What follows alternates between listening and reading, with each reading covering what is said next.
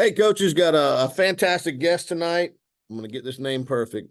Mario Cuniglio is a buddy of mine. We met through the channel, and then we have gone to multiple air raid clinics together.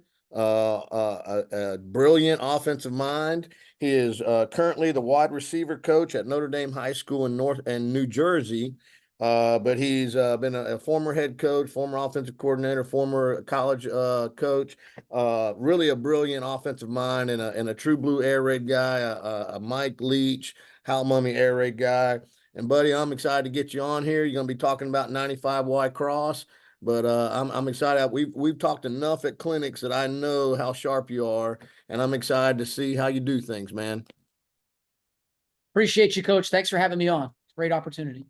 Well, I'm excited. Teach us up like we're your JV quarterback. Okay. So I have if I could share the screen, I can do the desktop here.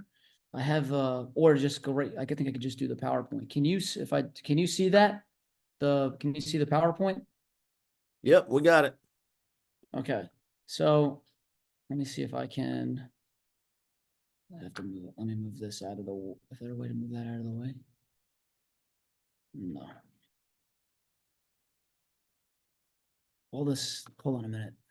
Oh, there it goes. Okay, I just want to move that out of the way so I can make it full screen. Okay, so if we go. Okay, so there's my contact information there. And feel free, if you want, you can reach out to me via email or Twitter or X, it's called now, and my cell phone number and email address are there. But all right, so Y Cross 95. I believe it to be the most versatile drop back pass in the air raid because of all the variations and the things that you can do with it on the front side with the backside remaining consistent. So there it goes. Okay, so like where does it attack? So I think about it. It attacks like a die, like a number 5 on a die, because you're getting to certain holes, or certain spots, and it does attack the defense both vertically and horizontally. So, and the cool thing about it is that not only is it versatile and multiple ways you can get to it, but it's good against a lot of different defenses that you may encounter. So not to like read all this stuff again, I don't want to read, but normally it's run from one way, and that's because you have the ability for your receivers and things to take multiple reps and not have to worry about changing their feet or running the route from the opposite side. And so, you know, that kind of helps out when you're going through practice. It helps with your practice time. So again, that's the Hal Mummy way. And so that's kind of how that works. There's going to always be some sort, or most of the time will be a low threat. You'll have a vertical threat, and then you'll have you'll have your crosser, and then you'll have some sort of backside, whether it's post curl dig or you'll have with a flat as well. So it'll be a post curl dig and some sort of flat on the backside. So again, think about your die on a dice. Okay. The purpose of the play really is you're putting the weak side safety in a quandary. And so there's multiple things, like looking at one of the old clinics I was actually watching last night. Hal said you're looking at that weak side safety.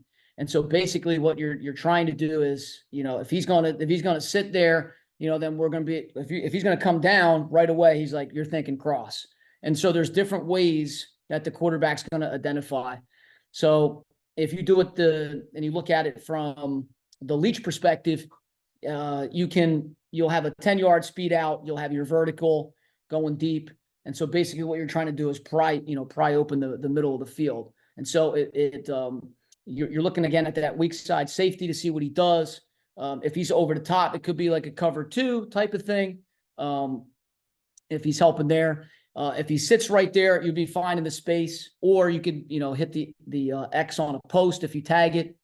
If he rotates to the middle of the field, then your Y will settle up. And again, if the weak safety comes down, it should open up the cross coming from right to left. And then, if you're the backside safety, I like to say like a pull on the string. So you have your outside backer, or you have your hook or low defender. You have your near safety, and then you have the backside safety. I call that pulling on the string. So this play really pulls on the string from the low perspective, and then the back from the back end as well. So if he attaches to the cross, now it opens up your backside post curl dig. So some of that stuff there. The progression itself is like reading a book from left to right, and in the traditional way, you're going to peek, then you're going to go low to cross to post curl dig to the check down. Okay. Studying JT O'Sullivan a little bit, you go into looking to the left, you have your hot coming from the backside. He kind of doesn't like that. It's kind of hard he believes it's hard for the quarterback to get his eyes to a hot when he's staring one way and then having to come back the other way. But it's just, a little tidbit of information there. Again, attacks multiple fields. And you're also putting the backside safety as well in conflict because just of the nature of how this thing attacks. So, again, this is the progression for the quarterback. Again, when he looks and sees, with the vertical threat, the low threat, right? Once the Y tops the mic and he wins on the route, that could be at about 10 to 12 yards. Hal says he should be looking for the ball. So when the quarterback goes through his progression, he'll be resetting his feet as he's looking from left to right to settle and throw the football. So again, this is a little bit I can send you all this stuff. Obviously, you were with him at Valdosta. There's different ways that it was run. Another interesting bit of information I found watching the clinic was, Hal talked about the H option aspect of it. So the H option, they would run it one time and they would look at the will linebacker or the low defender to see how he played it. And then they could make adjustments from there. So if they had leverage, they would, they could throw it. Otherwise, he could settle up, like running like a hitch almost from the backfield running up, or he can break it out. So that was interesting to hear him say that from that perspective. And remind me at the end to tell you the H option story. Okay, good one. Okay, in that instance, you're peaking the vertical, and then basically you're looking at the option. So you're peaking, you're going cross, then you're coming back down to the H option, and then backside to the post curl dig. So that's kind of how he read it. Leach's spin on it was putting the rollover speed out at 10 yards. Really tried to get that safety, the near safety, to come down and play that. Which now opens up the cross, or it also can open up the post by number one, the X. Chip Kelly, the Saints, is a vertical by 1 and a bubble by 2, with everything else consistent on the backside. So the crosser and then your post curl dig.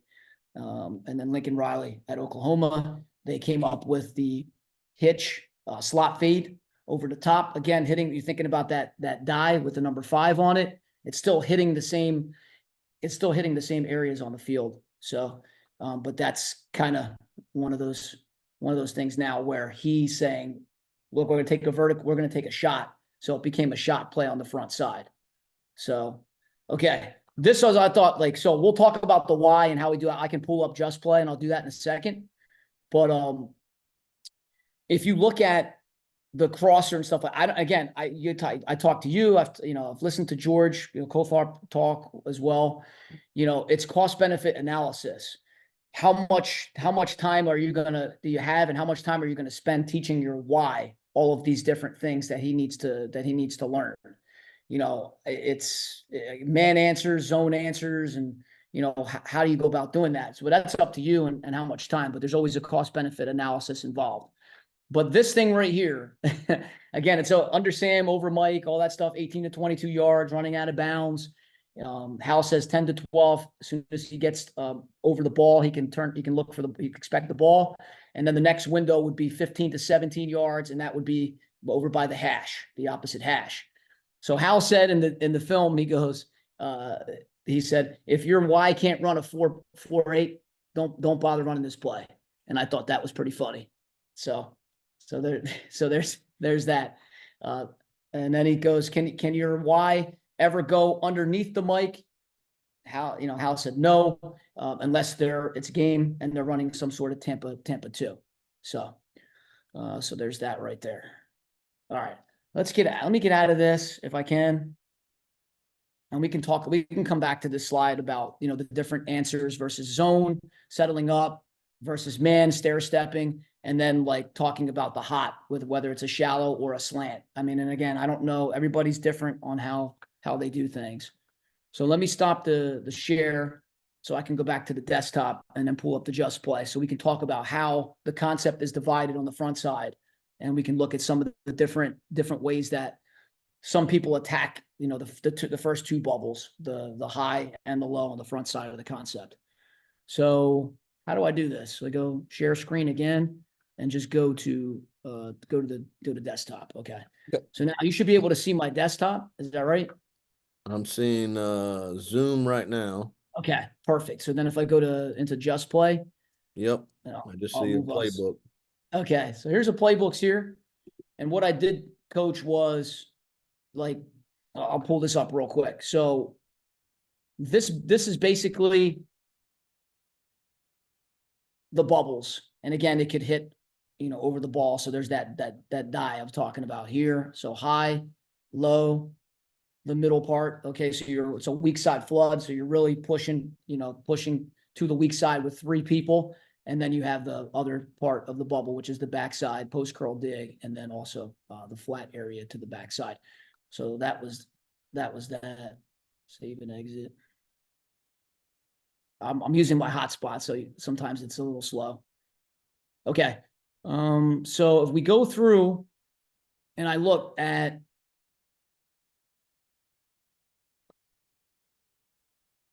we'll do the front side and then I'll talk about the Y. So where did I put on? Okay. So front side variations, they start right here. So again, we talked about leech a little bit, and this is kind of the front side here. So Howell says, number 1, speed deep. So as fast as you can go, like a missile, and you're trying to take 2 when he does that takeoff. And again, it's a mandatory outside release by 1. And then 2's got that sail route on the front side. Again, this is Leach's spin on it, 95. So there's that way to get to it. Again, attacking those 2 bubbles. All right. The next one I have is, all right, so this is Hal's here. I did the first 2. So there's this one. And so this was this is blue. And this is how they would attack with blue. Again, must outside release, speed deep, all right, with the option to run that post if that safety comes down. Then you have your H option here. So I drew it 2 ways. I drew it out of an open look and I drew it out of blue. And so these are the route conversions. He can run out, he can set it down, or he can post it. So if he has outside leverage, he can cross face it there on a short little post. And then on the backside, in the certification, he says 13 back to 10. What he did say too in the clinic is that if you have a fast guy on the backside, that's the guy you want running the post curl dig. If you don't have somebody with speed on the backside, he's saying, just run a normal curl. So it all depends on what your personnel is there. All right. So there's like Hal's spin on it, how to get to it on the front side. What else? Okay, I stole this one. You had this guy on your podcast a little while ago. This is Coach Mitch Johnson. So he uses the H in like a wing type of look, and he's running some sort of arrow. So he's got a mandatory outside release by 1, and then an arrow by his H in like some sort of wing. So there's that. Same, still getting to those front side bubbles.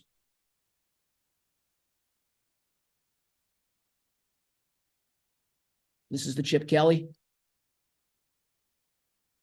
So mandatory outside release 1, and then a bubble on the front side. And they throw a lot of bubbles. So what they're trying to accomplish with this is they're really trying to get the flat defender or the hook defender to trigger down and try to take away the bubble.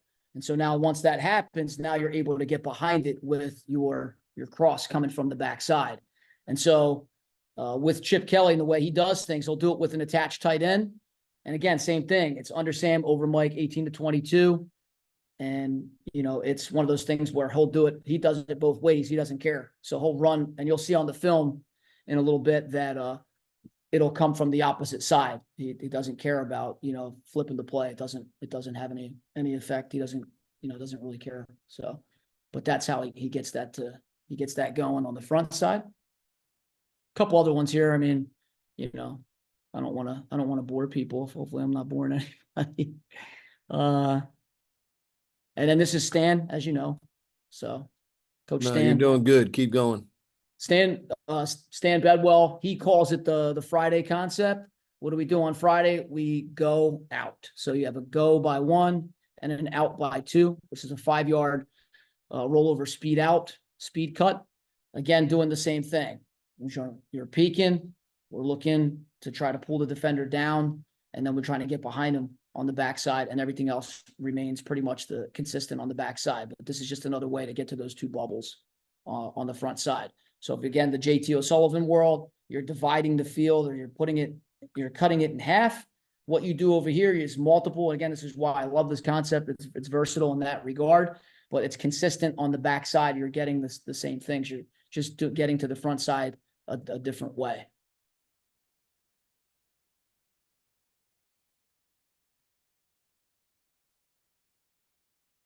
All right. I don't know this person so well. I know he's an offensive coordinator. I think he's in the NFL, if I'm not mistaken. But the Greg Roman special is just a fade with a 5-yard 90 cut speed out. So again, getting to the same thing. What else we got? Okay. So you can also get to it with smash. So you run smash on the front side, again, still attacking deep, but now you're doing it with the slot, and then you're running a hitch by number 1 by the X. So there's smash, or China in the West Coast world, I guess. Let's see. Okay, so Lincoln Riley, as we talked about a little bit from the PowerPoint.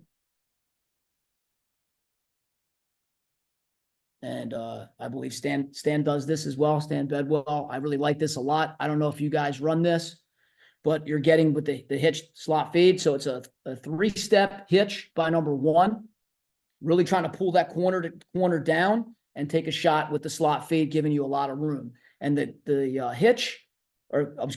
slot fade, it should be running at the inside shoulder of the corner. And the hitch, it should be the slot fade should be 7 to 8 yards on top of the hitch. So that was one of the coaching points there for this particular way to manipulate the front side and get to those bubbles.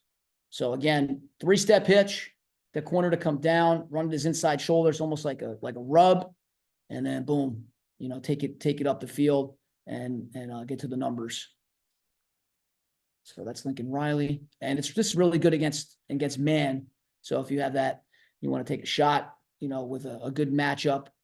If you have a nickel, there's the nickel's down over 2, or he's apexed, and you want to run this, or he's playing head up over top of number 2. So another way to take a shot there with the slot fade. Or you have a down safety, cover 1 type of look. So that's Lincoln Riley's spin on it. What else we got? Okay, I like this one too. This is your Fox. So you're running the Larry screen with the X. You lull him to death a little bit, and then when the corner bites down on that, let's say it's a cover 2 shell, and the corner triggers down on the Larry. Now you can try to hit that hole shot behind if you like that. If not, now you're going to go obviously run the rest of the progression and go through cross. So have you ever done this before? You ever tried this? Tried it this way, Coach? I have not. I have not combined it with 95, but I like it, and I'm going to steal it. Okay. All right. So you have that. So it's something, and it's the thing I like about some of this stuff too is you can, and I was talking to another coach recently, you can marry the quick game stuff to it with things that you already do within your offense. So if you don't do some of this stuff and it doesn't make sense for you, then don't do it. But the point of the matter is, if you're versatile with it, do something that your players already know, and then marry it that way. So it's not like they have to learn something new. And then basically, again, the backside of the concept remains consistent. So there's that. Anything else? And just, a couple different stacks. So I can just go like this here, so I don't have to keep going in and out of it. But this is a stack look where, again, your X is going to do their mandatory outside release, and then the H will attack the vertical stem of X and run that speed out. And then this one here is basically same thing. It's a stack, but now you're running a version of smash with a speed out by the X, and then the H like kind of coming off his butt, so you get that rub kind of look to clear out that low area. Let's see. I've seen it done this way, where you actually have number one, he's going to stalk. So it's like a read crack. So if the corner bails and the safety triggers, he's going to block him. And then you're bubbling too. And then everything else remains the same. This one here is if you're running, I think this is star, I think. No, not star. It's missile. It's missile. So out of missile, you could run, this is called shock. And so you have your stick here with your slot feed, and then you can still get to 95 on the backside. You just won't have anybody in the flat on the backside of the post curl dig. So now, how do you read it? The answer to that is I'm going to assume that you're going to look at this, you're going to peek this, or if you like the matchup, or if it's man, you're looking here. Then you're going to the cross, to the stick, to the post curl dig. But I could be wrong. So, and then this is just, post with a corner. And that's kind of the different variations that we have. So do you have any questions about any of those so far, or? No, you did a good job of going through them all right there. That's the most thorough I've seen anyone do. All right. So then I guess we can talk a little bit about some of the coaching points with how the Y is going to run the route. So let's see if I have, well, there's a stair stepper there, settle in space. Okay. So I guess I can talk through it on this one. Make things a little bit easier. You can still see I'll make it smaller because it's a little big there. Okay. So basically with this one here, this would be out of open, and we're looking at it from the perspective of how the Y would run his route. So this would be Coach Mummy's way of running it speed deep with either the go or the post. So we look at the box, okay? And the way that it should be run, or the way that the Y is instructed to run his route, is anyone it could be head up to it could be head up to inside to outside. It all depends. He's looking at the backer that's closest to him, or it could be a nickel, whatever it is. You're trying to get under him and over top of the mic, okay? So when you're taking the course of how you're going to run the route, you want to be underneath this guy, say USAM. So under Sam, over Mike is another way, the acronym for it. And so he's aiming for the upfield shoulder underneath this backer, aiming for the upfield shoulder of the mic. Now, he wants to make sure that he can get vertical on him to get him to force him to go vertical as well. Once he tops the mic, he's considered to be open and should be looking for the ball. And that could happen again at 10 to 12, or it could happen again at, and again, this picture doesn't really do it justice, but it could happen again at anywhere between 15 to 17 in college on the opposite hash. If he continues to run, then he would basically run out of bounds. And that's kind of how it's described. Now, the other coaching point is, as he's running his route, under Sam over Mike, if he sees that he's got man-to-man, or he sees that there's going to be the ability for it as he's running at the upfield shoulder of the mic, and there's going to be man at 7 yards, he makes that distinction. And if it's man-to-man, what he would do is now he's going to stair-step it. Okay?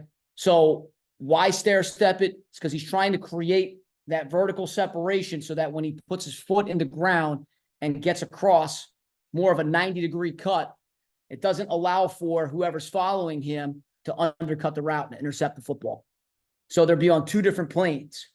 So if he just continued on this path and he's got man, it gives the defender the ability to undercut the route and steal it. And so I thought that was a very, very important coaching point with regards to the little nuances of the play. So again, under Sam over Mike, looking at 7 yards, you're looking at 7 yards to see what this guy's doing. Once you attack the upfield shoulder, again, be ready for the ball. If, within 10 to 12 yards, when you're over the ball can come at any moment during that time. If that window is closed, you continue on your path and you can settle in the next window, which is at 15 to 17 yards. So that's pretty much, what the Y would do. They normally say run away from man, and then basically you're going to continue to drift against zone with the ability to settle down in multiple spots. So there's that on the Y. Let me get out of that real quick.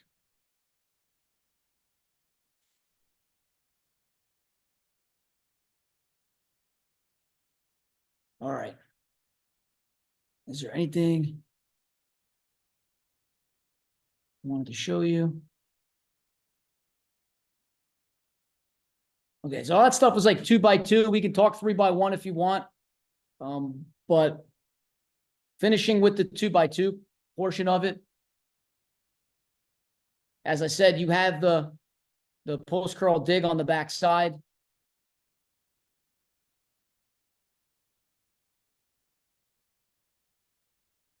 We could do this one. We could do each. You got the post curl dig on the back side.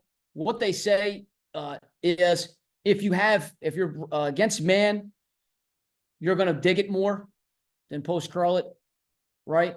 If the backside safety, obviously if he attaches, that's going to open up that window there. So you'll probably end up sitting down in that window.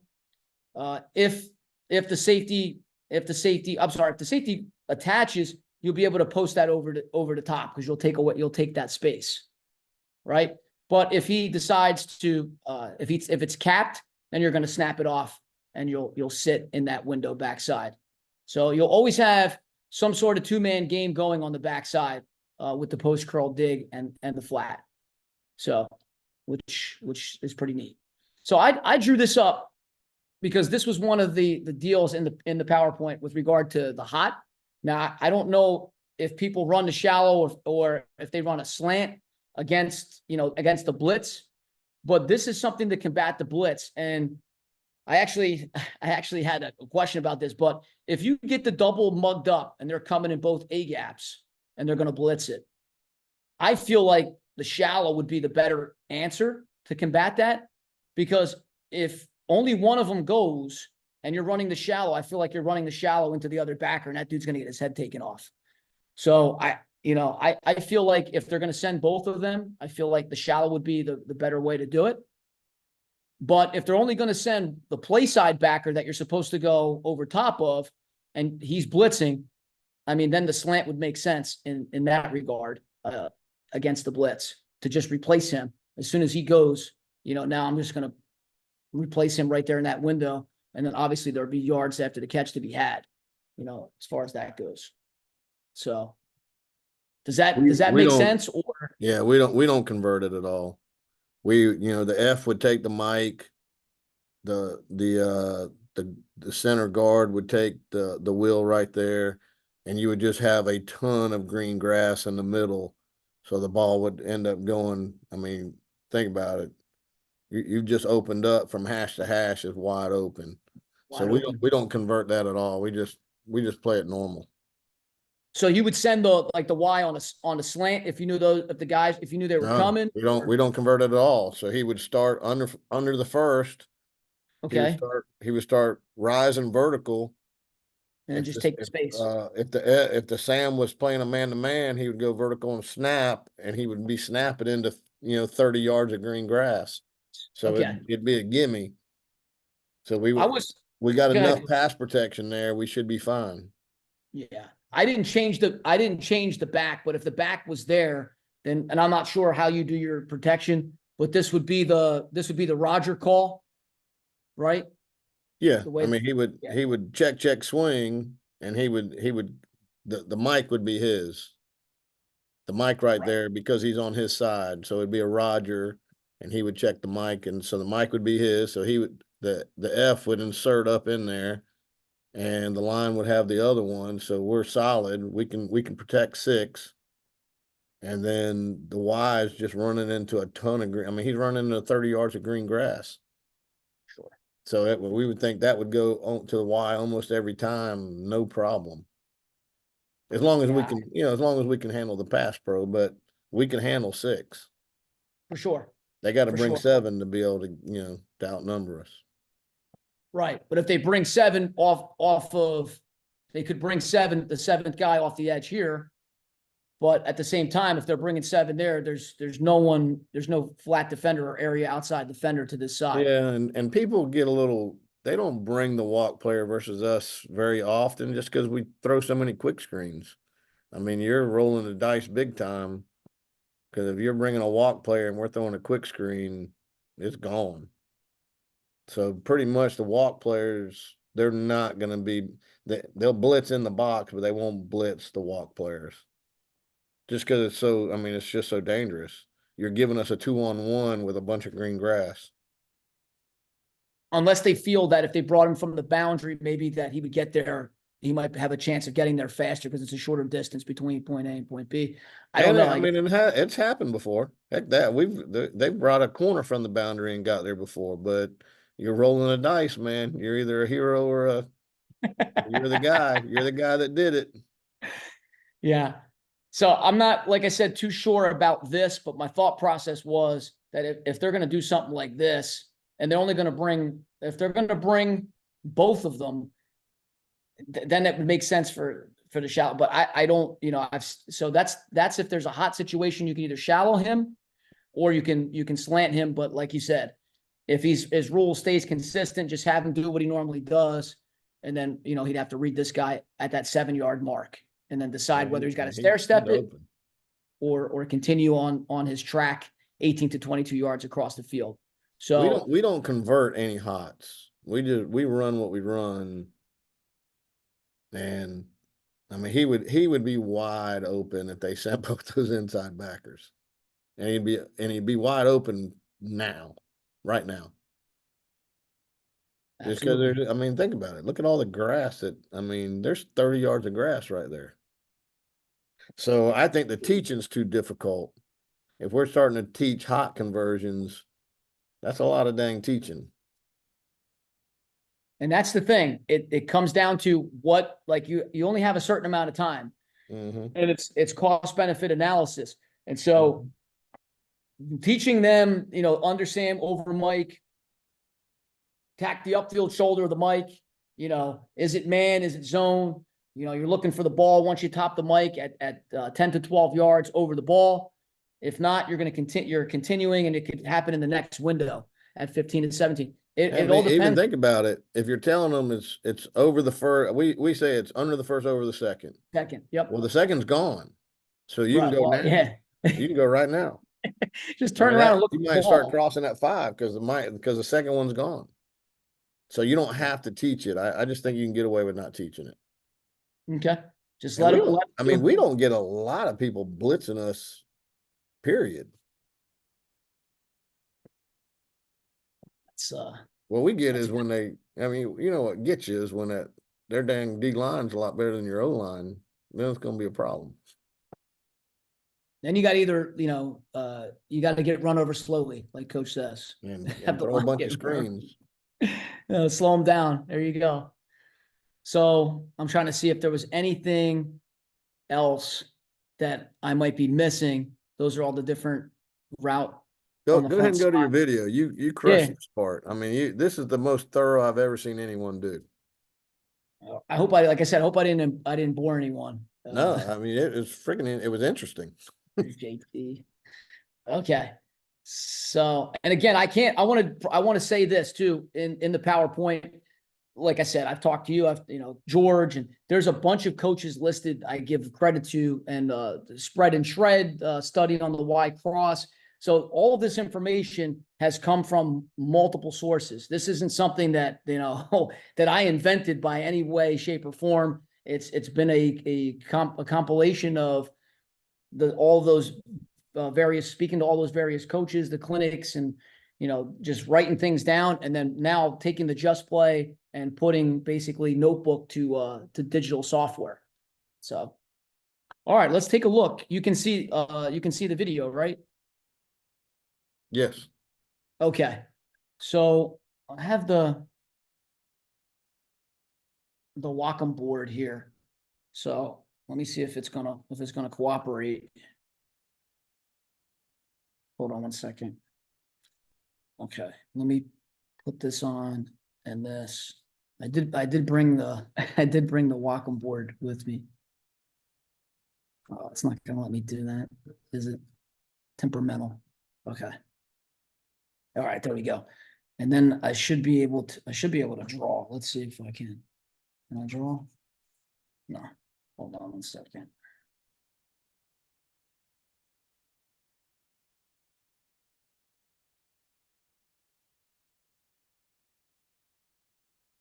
It's not gonna let me put it full screen.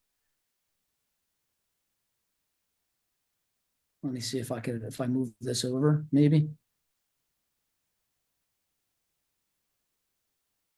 I don't know. I'm not familiar with that technology. Yeah, it's not gonna. It's gonna play. It's gonna play a game where I can draw on it, but if I have to draw on it while it's in the smaller screen, I guess.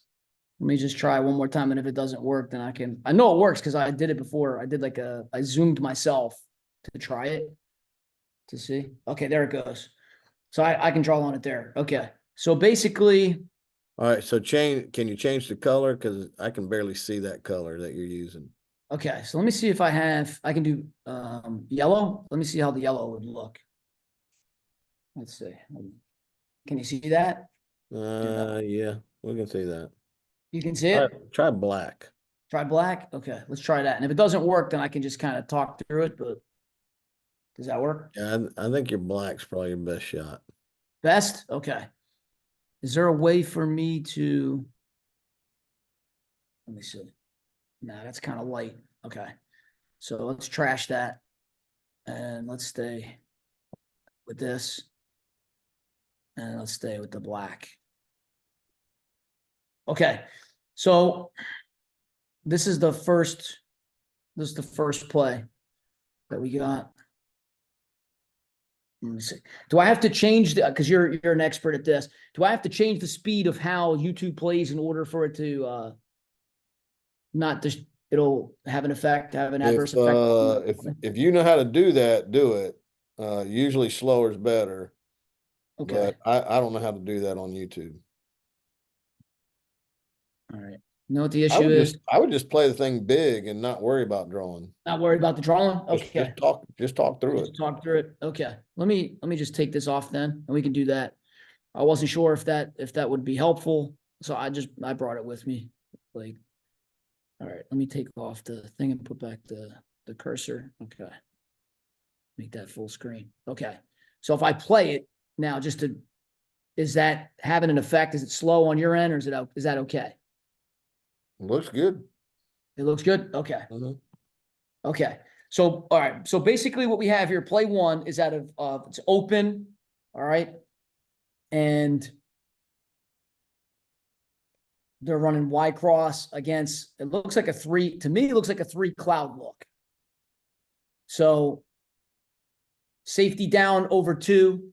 They put the nickel into the boundary and they cloud the corner up here at the top against the X with a post safety. Now what they do is they drop him and he comes on a delayed blitz here. But when it all sorts out, after everybody deploys, it's basically a three deep with four underneath. Okay. So this is the mandatory outside release. You get the 10-yard rollover speed cut by the H. Why is that doing that? Okay. And then on the backside, he goes underneath the nickel on top of the mic. But that guy ends up blitzing. So now this guy snaps his eyes to him. But by the time he snaps his eyes to him, he's already in that hole behind him. And that's where the ball goes there. So obviously you run this play to throw the ball to your Y. And then on the backside, you have your post curl. And they send it back out in the flat. So Always amazes me that Mike just did not give a crap. He's going to run it his way every single time, over and over and over again. He did not give a crap. this is neat. Again, this isn't the pass protection clinic, but you can see they get it blocked up pretty good.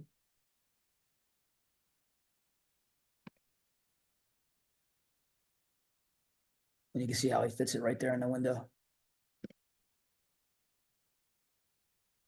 Boom. Gets right on top of him, looks for the ball on the opposite hash. 15 to 17 yards. Okay, this one was interesting. So play two, this is, I would say this is star. So I wrote this down as the formation is star. So this is X, H, Y, right? Hold on a second, I have it right here. Yeah, X, H, Y, F, Z. X, H, Y, F, Z. So this is against drop 8 coverage, in my opinion.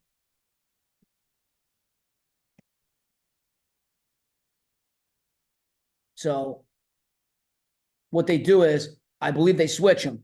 So he's going to run the cross. These two guys are normal, same thing. So it's mandatory outside release by 1. You're getting the 10-yard rollover speed out by 2. He gets his butt whipped on this one. And then he's going to run the flat here to the backside. And then this guy's going to run the dig. So you'll see. So the Z runs the dig.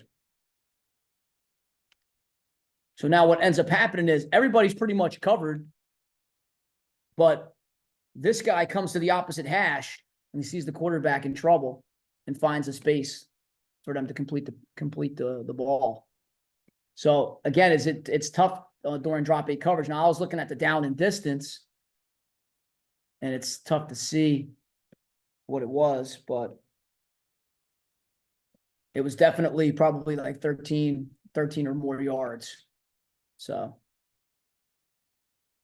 but yeah, that's against drop 8. Hold on 1 second.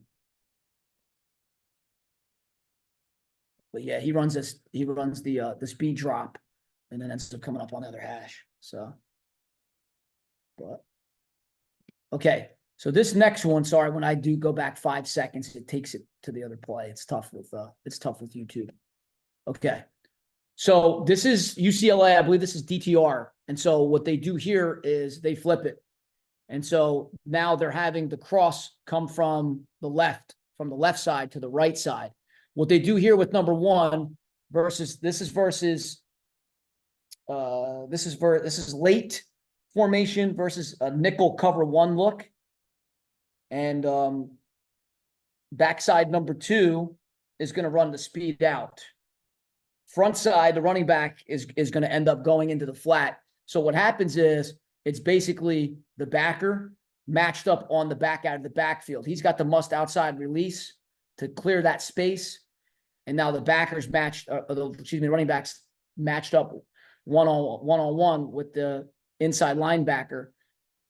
So again, this is a nickel look. Turns into cover one.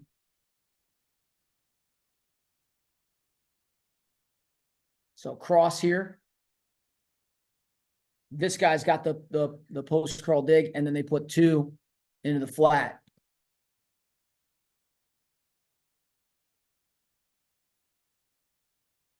You actually had this guy wide open too, because the man, playing man to man, that guy was open too. But I mean, good luck covering that guy out of the backfield with those linebacker. I guess that's what makes it interesting. That looks like option. Yep. Oops. Sorry. So yeah. Okay, same. So I like this one. Now, this is the first time I'm seeing something like this.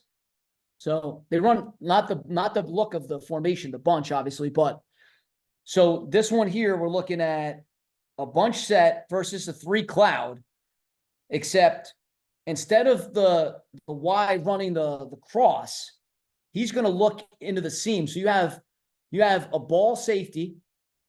Okay. You have the cloud corner. And what they did was,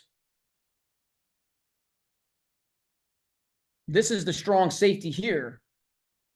So free safety, corner. They play a 3 cloud look to it. Okay. So one runs the must outside release fade. They put the back on the option route again into the boundary. The point man is going to run that seam. Once he clears, because now you're looking at, here's the 3 backers here. So here's the strong safety, here's the corner, here's the Sam, the Mike, and the Will. Once he clears underneath, because of where the safety's located into the boundary, and they run an expansion post curl by number 1, this guy's in the flat. Watch how the seam opens up with the Y. I've never seen that before.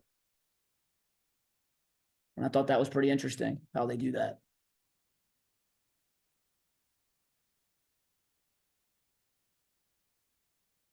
That's a bear trying to cover that. So.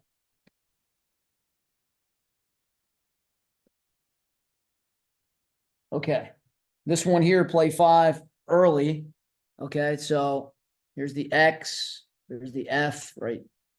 So YHZ, they're going to run 95 dagger. So, we didn't draw this up, but basically what you're going to have is your mandatory outside release.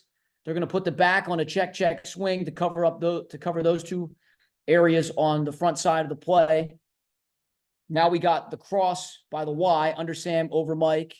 And now what they're going to do with these 2 guys is they're going to run the dagger concept. So he's got the vertical, and then this guy's going to attack, and he's going to run the speed drop.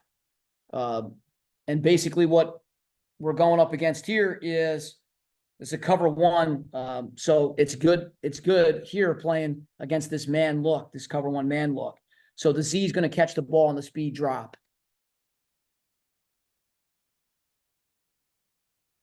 So they rotate. They get that cover 1 look. So that backside safety that comes down is going to eat up the cross. He looks at the matchup on the mandatory outside release, sees the cross, no good. And now, boom, he drops it to the speed dig coming across, which creates the separation versus man, because you got that nice little rub there. Boom. You guys run any dagger at all? No, we haven't run that, but I like it. I think it definitely has man answers. Again, the play is extremely versatile, so it's just kind of what you do and what you have time to install, and can your players understand it, so we have that one. So that's early 95, like this 95 dagger. All right. And this is the end zone shot of it. I think this is Minshew, if I'm not mistaken.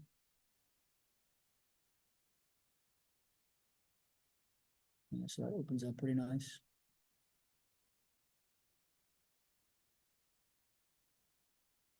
And there's about a 15 yard speed drop. Okay. So now we're in blue. Okay. So again, mandatory outside release by the X. This is the H's in the backfield here. Is the F is here, and then you have the Y and the Z. So again, under Sam over Mike, 18 to 22. Both backs are on a check swing. And then obviously you have the post curl dig here by 1. And we're going into what they start out with. It looks like a cover 2 look, in my opinion. And then basically what it turns to post snap, it turns into like a 3 cloud look. And I'm really not sure if they had, I'm not sure why that guy's chasing that guy, but I don't see that it's man here. And again, this is my opinion. You're still when the ball snapped, you're looking at, 4 underneath and 3 on top. And it's just, I can't believe how much real estate. Once this guy attaches here to him and clear this out, there's no one in the flat. And that's where it goes to.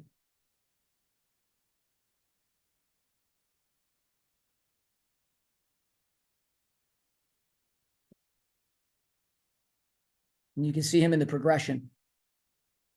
Checks the X, doesn't like it. Eyes go to the cross, consumed, boom, checks it down.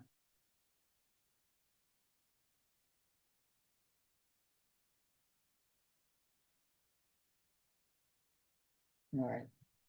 This is the last one here I have, Coach. We're looking at blue. And it's like it gives you the illusion of like a 3 cloud look, but it's actually a cover 3 look that it turns into. They're going to hit the Z on the dig because the nickel's going to end up attaching. So, and I believe they're looking, it's like, I don't know what the down is, but I know it's 7 yards to go. I'm just not sure what down it is as far as the down. The distance is about 7. So again, same thing. Your blue, here's your X, your H, your F. And then here you have your Y and your Z. Okay, so now safety comes down. I call him the strong safety. They put the nickel into the boundary. You have a cloud corner to take any type of access away. Again, you have an extra hitter, free hitter in the box if it's a run. He attaches to the cross. They put the Sam underneath into the boundary to take away the curl area. And they end up hitting the dig on the backside. Once the nickel attaches to the cross.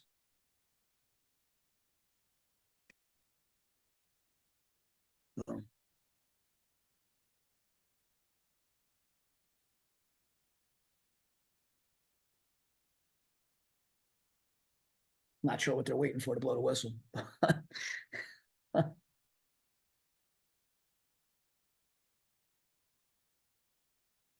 Check, swing. It was nice. He stepped on the corner's toes. He's in the trail position. Keep running. Yards to be had after the catch.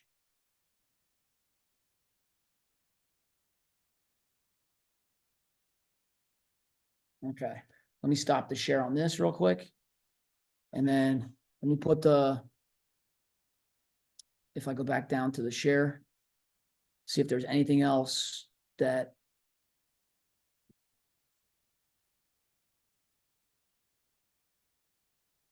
I have to go back and click on the PowerPoint, I guess, which is here. Okay. Go out of the share and go back into it because then it should recognize it. Yep, there it is. Okay. So again, we talked about the man, the stair stepper. We talked about shallow to slant. Talked about the vertical threat. Slot fade.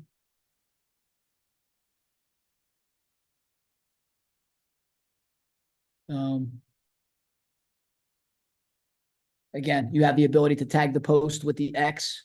You know, if you have that safety coming down on the front side, you want to post up, skinny post over the top. You as the coach have control over that. You know, some teams that have a quarterback in the system for, you know, multiple years, maybe they put that responsibility into the quarterback's hands. Otherwise, it's a booth call. For us, it's a booth call. And these are just some of the variations of the low threat, things you can do, things that I put up the pictures for already. 10-yard speed out, the H option, the bubble by Chip Kelly, the slot fade hitch with Riley, you know, Friday with Coach Bedwell, all that stuff. These are the different variations. The only thing that we didn't do is we didn't talk about 3x1. That's just the way you can tag it. So if you tag it, you know, the safety comes down, you can post X over the top. This is the same thing. And then again, the progression's like a book, you know, so you're peeking this, or if it's tagged, I don't know how you guys are. If you're tagging it, you're probably your quarterback's throwing it, I guess. Is that how that works for you? Yeah, if we tag it, he's throwing it, but we run the skinny post automatically. We don't go vertical on that. What else do I have? Yeah, so cross, post cross. There's a couple of coaching points that maybe I missed. The check down. This is if you have a 3-man side, it could change the progression for the quarterback. So if the running back's in the protection and you have some sort of three-man side, it might change the progression for the quarterback where you peek the manager outside release. You go to, then your eyes would go across to post curl dig and then come back to the low threat, whatever the low threat may be. And that's if the running back's not in the protection, this is what the progression would be. If you're running an out or an option to the 3-man side, it would change the progression. So if the running back's not in the protection, meaning you're releasing him, it would change. But still, it maintains that left to right progression. The Saints concept we talk about with Chip Kelly. And again, this is where I got all the information from. I mean, these are the people that I've spoken to either at a clinic or I've watched on Facebook where there's videos to be had. You being one of those guys. The other thing, the last thing I wanted to do is just, you know, just can pull up 3x1 real quick for giggles. But it's basically the same thing. It's just another way of getting to it out of a 3x1 set. So just bear with me for 1 second here. I'll pull up the just play. I have to close this again. So it recognizes that I'm here. And then this is the just play here. And then if we go here, it should recognize it. I mean, yep. Okay, so let me just move this out of the way. I don't want to do that. All right, so 3x1 is just